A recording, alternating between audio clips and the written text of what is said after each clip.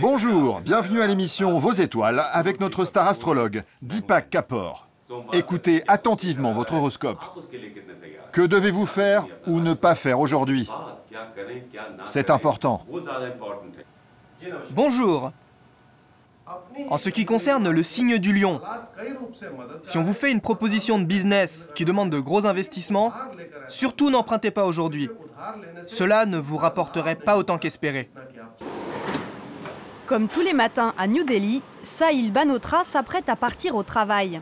Dans sa garde-robe, pas de costume cravate. Sa tenue de bureau est une kurta, une tunique traditionnelle.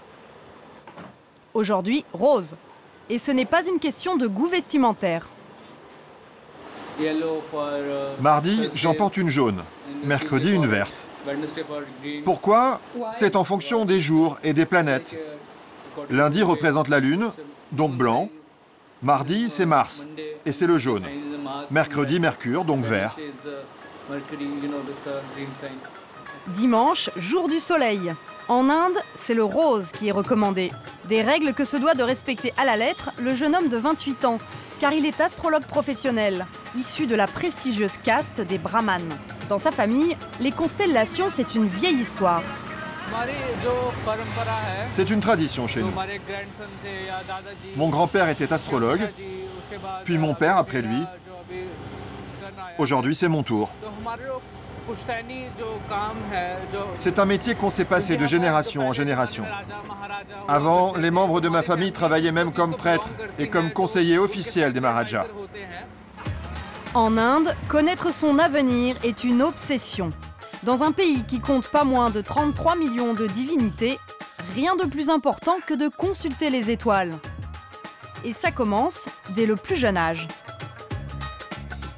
Sahil a été appelé dans ce quartier populaire. Rentrez, rentrez. Une petite fille a vu le jour il y a 1 mois et demi. Sa famille veut lui faire son thème astral. Bonjour, comment vous appelez-vous? Sanjay. Les prévisions de l'astrologue jouent un rôle clé. Il détermine par quelle lettre doit débuter le prénom du bébé. Parents, grands-parents, tout le monde attendait le devin avant de la baptiser. Dites-moi, à quelle heure est-elle née? Midi 47. D'accord. Et son lieu de naissance? New Delhi? Oui, New Delhi.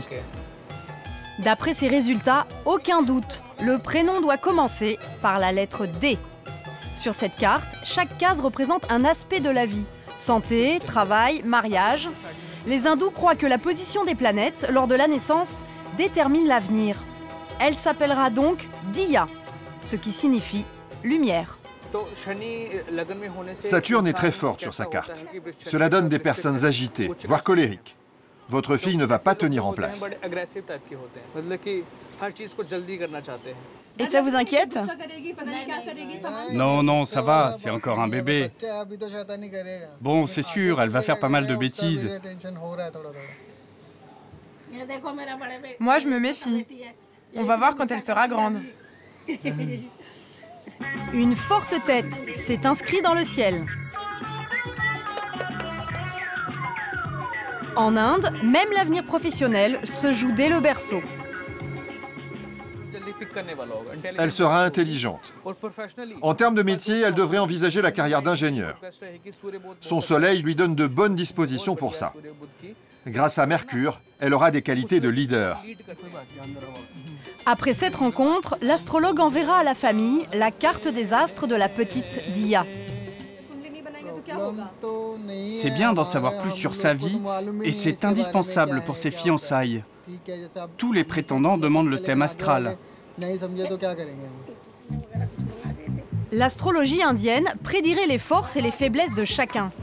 Si Sahil a conseillé à Diya de devenir ingénieure, cela ne veut pas dire qu'elle le sera nécessairement. Mais si elle choisit cette voie, elle aura plus de facilité.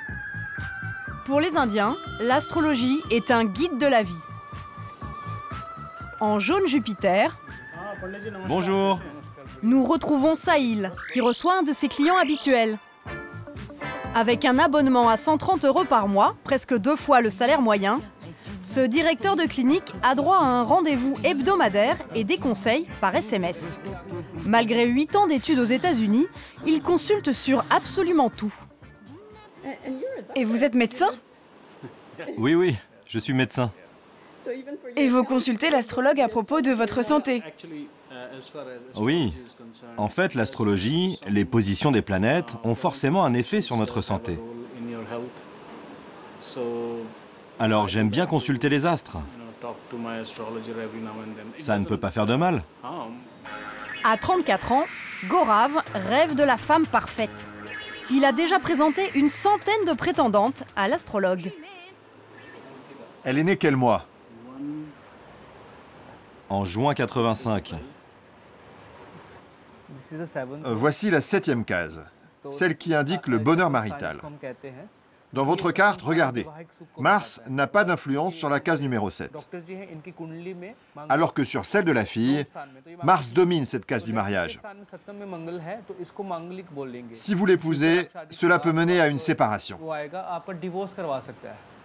Dans l'avenir? Oui, tout à fait. À cause de sa puissance, Mars peut provoquer un divorce. Selon moi, il ne faut pas poursuivre cette relation. Et non, le médecin n'a pas l'impression de se faire avoir. Pour lui, c'est même une méthode rentable. Pas besoin d'inviter toutes les filles à dîner. Et vous aviez déjà rencontré cette fille? Non, pas encore. D'abord, je vérifie si nos thèmes astro sont compatibles. Et si c'est le cas, je la rencontrerai en chair et en os. En consultant l'astrologue avant, cela nous permet de mieux connaître la personne. L'astrologie nous aide à nous préparer, à savoir ce qu'on peut attendre de cette union, si elle se concrétise. Pour trouver une fiancée, Sahil conseille à son client une puja, une cérémonie religieuse. Bien plus efficace apparemment que d'aller draguer sur Tinder. Les offrandes sont censées attirer la bienveillance des astres. Imaginez que je vous prédise un accident. Grâce à des prières, on peut éviter que vous ne soyez gravement blessé. Vous vous en sortirez peut-être avec un simple bleu. On ne peut pas complètement annuler un mauvais présage, mais on peut en diminuer l'impact. Sahil suggère souvent d'utiliser des pierres précieuses ou des pèlerinages, mais d'autres astrologues vont un tout petit peu plus loin. Cette vidéo a été visionnée par plus de 2 millions de personnes. Un devin a prédit à cette jeune indienne la mort rapide de son premier époux. Pour éloigner le mauvais sort, sa famille l'a marié à un chien. Les villageois m'ont dit que de nombreuses jeunes filles avaient accompli ce rite, qu'elles s'étaient débarrassées de leurs maléfices et avaient vécu heureuses après. On dirait de la superstition, mais en Inde, on ne plaisante pas avec l'avenir. Grâce aux nouvelles technologies, le marché des prédictions explose. Sur Internet, on trouve des dizaines de sites consultés même par des stars de Bollywood ou le Premier ministre. La dernière mode, l'astrofinance pour prédire l'évolution de la bourse. Impossible pour la télévision d'échapper à ce raz-de-marée. Deepak Kapoor anime l'horoscope matinal sur Hashtag, la chaîne d'information numéro 1 du pays. Elle attire 100 millions de téléspectateurs chaque semaine. Mais ce n'est pas assez pour cet astrologue qui ne se donne aucune limite. Avec ce programme et mes prédictions quotidiennes, je m'adresse potentiellement à 7 milliards d'êtres humains sur cette planète. C'est beaucoup de pression de trouver quelque chose qui résonne en chacun d'entre eux. Dans quelques minutes, Deepak est attendu au studio. Cet après-midi, il va enregistrer les 5 horoscopes de la semaine avec le présentateur de la matinale. Bonjour, bienvenue à l'émission Vos étoiles avec notre star astrologue, Deepak Kapoor. Écoutez attentivement votre horoscope. Que devez-vous faire ou ne pas faire aujourd'hui? C'est important. Bonjour. En ce qui concerne le signe du lion, si on vous fait une proposition de business qui demande de gros investissements, surtout n'empruntez pas aujourd'hui. Cela ne vous rapporterait pas autant qu'espéré. Les audiences de Deepak sont tellement fortes que c'est l'heure à laquelle la chaîne vend le plus de publicité. Pour le producteur du show, ce succès était prévisible.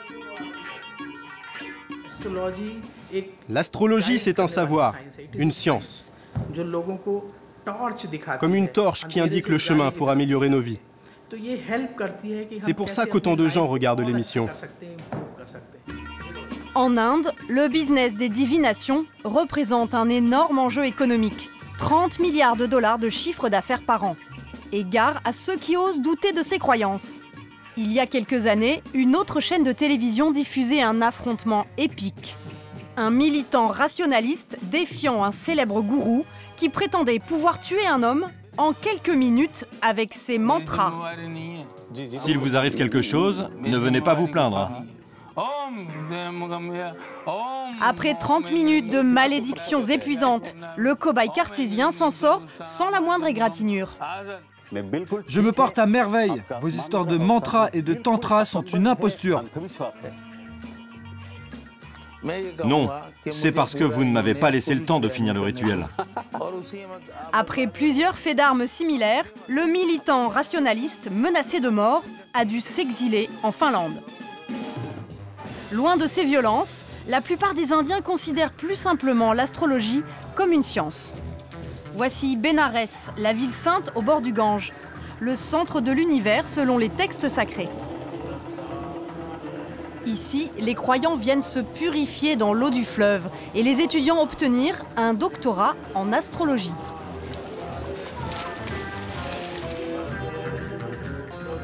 Depuis 10 ans, Mohan Sharma vit et enseigne l'astrologie dans cette ville de pèlerinage. Le prophète n'est pas marié et vit uniquement de dons, une existence ascétique propice aux prédictions.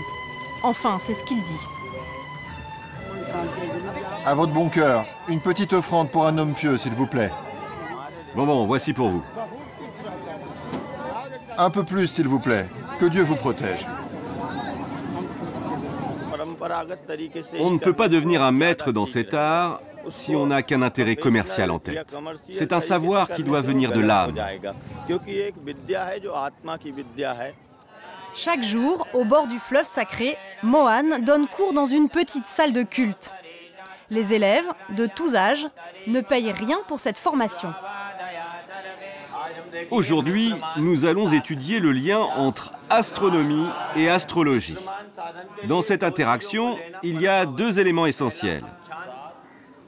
La latitude et la longitude. Le cursus, c'est de l'astronomie, beaucoup de mathématiques et une langue morte, le sanskrit, pour lire les textes religieux. Une dizaine d'années d'études qu'ont suivi la plupart des 2 millions d'astrologues reconnus que compte déjà le pays.